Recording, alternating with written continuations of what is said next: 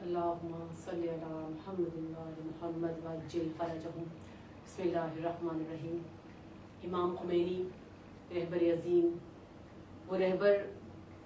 جس نے پوری کائنات کو بتایا کہ رہبریت کیا ہوتی ہے، جنہوں نے اسلام کو بھی مضبوط کیا، دین اسلام کی رہبری کو بھی مضبوط کیا۔ امام خمینی وہ شخصیت گزرے ہیں امام خمینی کہ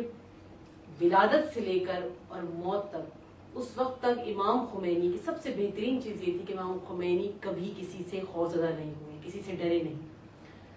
امام خمینی کے دل میں اگر خوف تھا تو خدا کا تھا، اس کے علاوہ کسی شخص کا، کسی بشر کا خوف امام خمینی کے دل میں نہیں تھا۔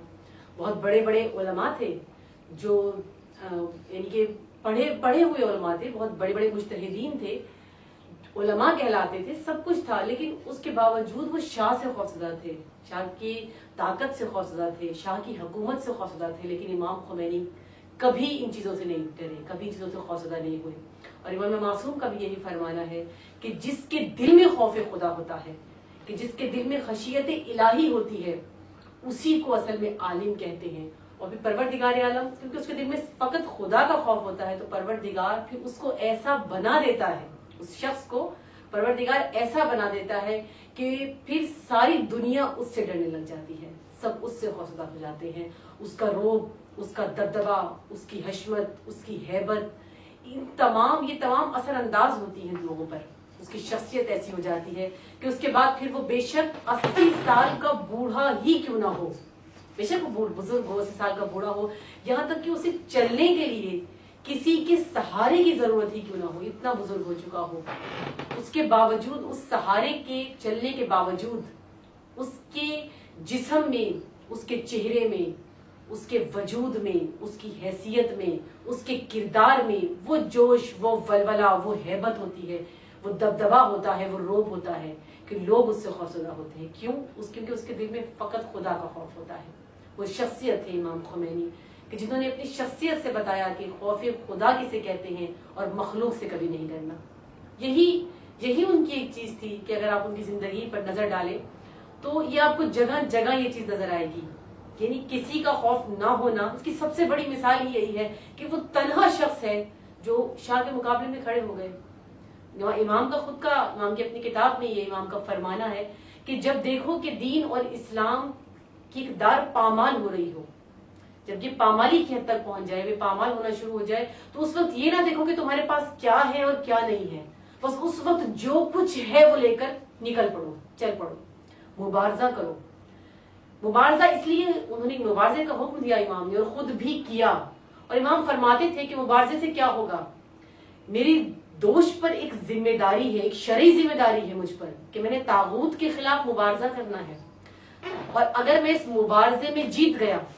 فتح ہو گئی ہمیں اس مبارزے میں،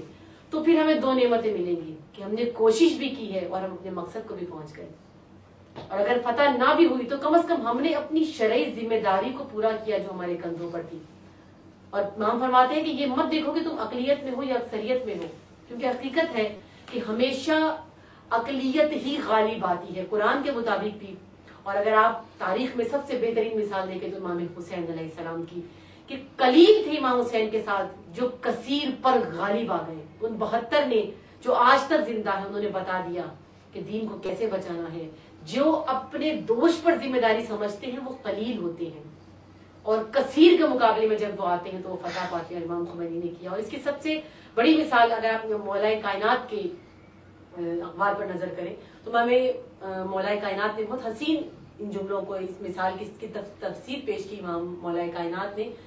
امام کے فرمان میں ہے کہ جب بہت بڑا ایندھن کا کوئی ڈھیر ہو اور اس ایندھن کے ڈھیر کو آگ لگانی ہو، اس ایندھن کے بہت بڑے ڈھیر کو آگ لگانے کے لیے فقط ایک دیا سلائی کی ضرورت ہوتی ہے۔ ایک دیا سلائی چاہیے بہت بڑے ڈھیر کو آگ لگانے کے لیے، اور اگر دیا سلائی یہ کہے کہ میں تو اتنی چھوٹی سی ہوں اور میں اتنے بڑے ڈھیر کو کیسے آگ لگا سکتی ہوں، لیکن وہ چھوٹی سی دیا سلائی یہ نہیں سوچتی، بلکہ اسے پتا ہوتا ہے کہ میں مانا مختصر ہوں، لیکن مجھ میں اتنی طاقت ہے کہ میں اتنے بڑے ایندھن کے ڈھیر کو آگ لگا سکتی ہوں۔ وہ اپنی جسارت کو جانتی ہے، وہ اپنی طاقت کو جانتی ہے، وہ چھوٹے سے جسے والی دیا سلائی ایندھن کے بہت بڑے ڈھیر کو آگ لگا دیتی ہے۔ یہی اگر امام کا فرمانا آپ ذہن میں رکھیں تو امام خمینی کی شخصیت یہی ہے. امام یہی فرماتے ہیں کہ میرے دوش پر، امام فرماتے ہیں میرا مبنا یہی ہے کہ میرے دوش پر دین نے ایک ذمہ داری ڈالی ہے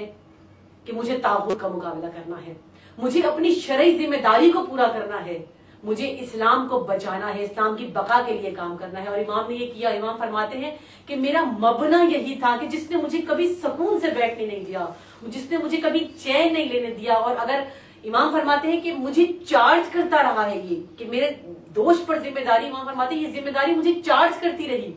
مجھے آگے چلاتی رہی، میرے اندر جذبہ پیدا کرتی رہی. اور حقیقتاً اگر آپ امام کی زندگی کو دیکھیں تو رشک آتا ہے امام کی زندگی کو دیکھ کر کہ وہ امام، اگر آپ ان کو ہاسپٹل کے ان کے مناظر دکھائے جاتے ہیں وہ بھی دیکھ لیں، ان کے چہرے پر، بیمار تھے وہ لیکن ان کے چہرے پر شروع سے لے کر جب سے نہضت چلی ہے تب سے لے کر آخر تک کبھی تھکاوٹ آپ ان کے چہرے پہ نہیں دیکھیں گے. اکثر لوگ کہتے ہیں کہ امام وہ ہستی تھے کہ جنہوں نے تھکاوٹ کو تھکا دیا تھا، کبھی ان کے چہرے پر تھکاوٹ نمودار نہیں ہوئی. وہ شخصیت، وہ بہترین شخصیت. اور میں یہی کہتی ہوں کیونکہ ہمارے بہت سے علماء امام خمینی کو فرزند زہرا کہتے ہیں، اور میں کہتی ہوں کہ بے شک اس وقت معصومین کے بعد اگر کسی کو فرزند زہرا حق ہے اس بات کا کہ وہ فرزند زہرا کہلوایا جائے تو وہ امام خمینی کی شخصیت تھی.